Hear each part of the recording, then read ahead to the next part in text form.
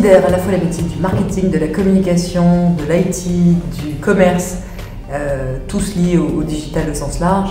C'est 80 métiers aujourd'hui et c'est probablement le double demain. 3 métiers du moment. Data analyst, nécessaire dans toutes les organisations, médias, annonceurs, agences, premier métier. Deuxième métier, responsable du marketing client, métier du CRM. Et un troisième métier, Chief Digital Officer.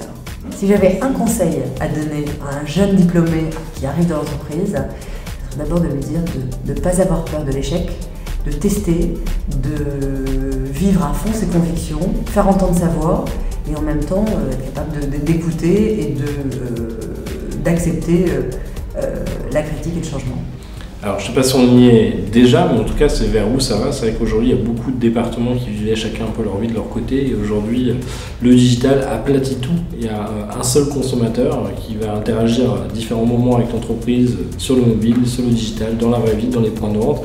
Donc ça devient vital de faire collaborer tous les départements ensemble, toutes les compétences pour servir ce client de manière personnalisée, réactive et intelligente. Former les équipes digitales, c'est vrai que ça devient indispensable souvent parce que beaucoup de grosses organisations sont plutôt en retard. Elles ont quelques experts dans un département, mais c'est toutes les fonctions qu'il va falloir digitaliser. Donc on va démarrer par un peu une acculturation de tous les salariés, leur faire comprendre les enjeux, un tout petit peu comment ça marche, qu'est-ce qu'on attend d'eux même s'ils ne sont pas en charge du digital.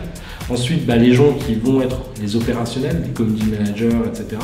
Les experts, les directions des différents départements pour comprendre en quoi le digital dans leur domaine est nécessaire et indispensable et comment l'intégrer. Et puis évidemment les directions, parce que sans vision, sans leadership, sans compréhension claire des nouveaux business models, des écosystèmes, de tout ce qui se passe autour de l'entreprise, ça va être difficile de fixer le bon cap et de motiver les gens à se transformer.